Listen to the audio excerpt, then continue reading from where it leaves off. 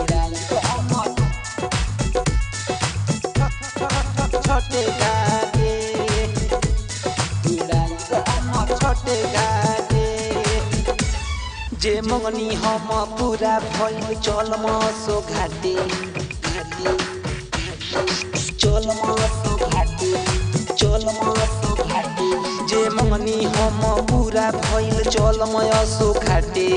जाई बाजारे किन के लाई दौरा धरब माथे राजा संघवा में ले लेम बड़ा का उड़ाई हम छोटे घाटे राजा संघवा में ले लेम बड़ा का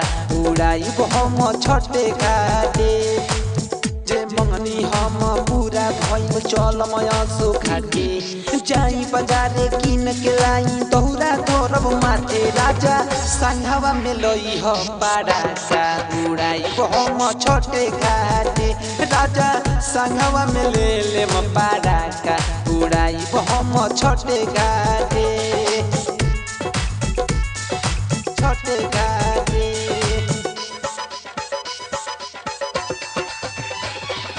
छोटे घाटे उड़ाई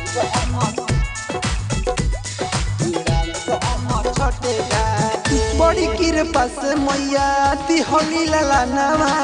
सुन सन गोदी भरल चमकिया गानवा बड़ी कृपा से मैया तिहली ललानवा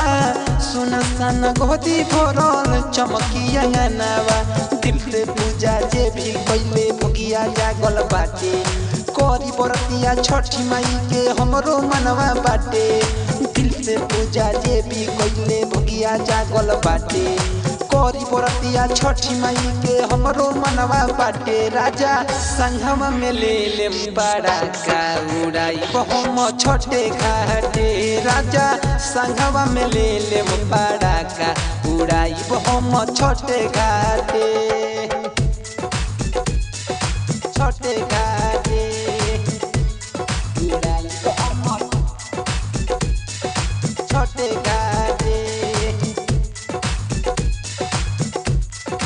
छोटे घाटे उड़ाई हम छोटे घाटे राइटर रावत किशोर पिया सुनी मोरा बात के माई के चरनिया में ठेकिया पन माथ के हाँ राइटर सन तनु पिया सुनी मोरा बात के